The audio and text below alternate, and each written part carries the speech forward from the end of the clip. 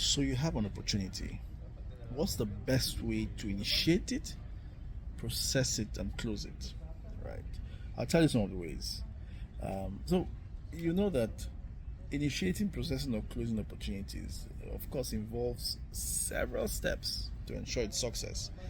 And you must go through the hoops and the loops to ensure that you achieve or execute the opportunity, right? And that's success at the end of the day. So let me intimate us about a structured approach which I always encourage. Now, I've divided this into four sections. So the first stage is initiating the opportunity, right? Here you have to identify the opportunity. First off, you stay vigilant for potential business opportunities through market research, networking, customer feedback, or even industry trends, right?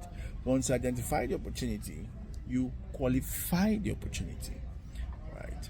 Assess the feasibility and alignment of the opportunity with your business goals, yeah, your resources, and also your capabilities to determine whether, look, do I want to pursue this opportunity or not?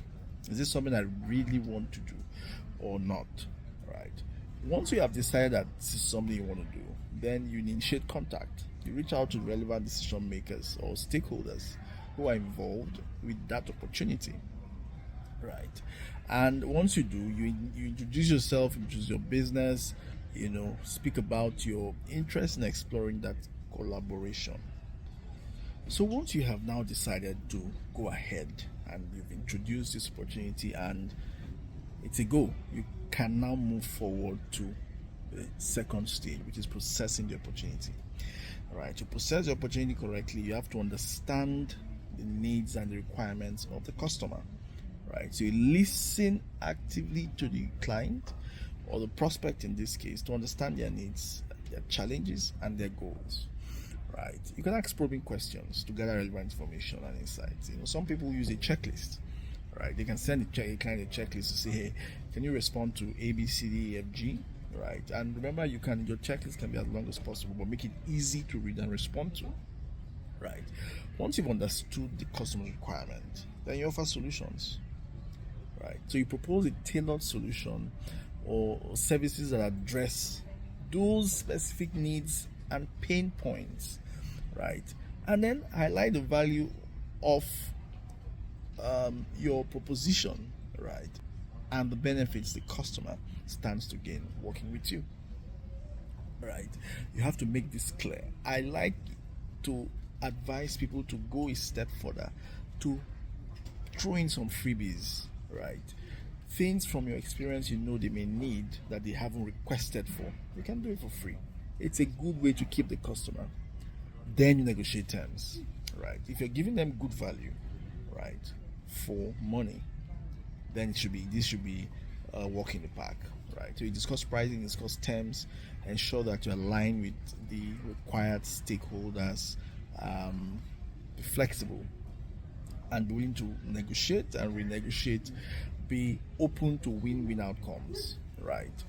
Once that is done, ensure that you formalize the agreement in writing or via emails, but ensure that you have approval to go ahead. So next, on the third step or phase is closing the opportunity. You address concerns or objections that may be raised by the customer, and of course provide reassurances and additional information as required, right? And then you confirm commitment. So you need to obtain verbal or written commitment from the client to move forward with a proposed solution or partnership. Scratch verbal, always get written approval so that you can always fall back on it if there's a challenge, right? And then agree on timelines, agree on figures and all of that. Then follow up with the client to finalize any remaining details or answer questions, or to ensure a very smooth transition, right? Then once the agreement is finalized and the opportunity is closed, celebrate your achievement with your team. Express gratitude to the client for their trusted collaboration, right? It may seem like nothing, but little things like this go a long way. Then there's something called, which is the fourth stage, post closure follow up. Right here, you deliver your promise, you fulfill your commitments, and deliver the promised solutions or services to the client in a timely and professional manner. If there are any issues, do well to communicate effectively with the customer. Right then, you seek feedback. Solicit feedback from the customer about their experience working with you and your business or your employees, and then use this feedback to improve your processes and your offerings. And then finally, maintain the relationship. You have to continue to nurture that relationship even beyond executing the contract successfully. Stay in touch, continue to provide value, and continue to explore opportunities for future collaborations or referral. My name is Dr. Kestawani, and I just want you and your business to prosper.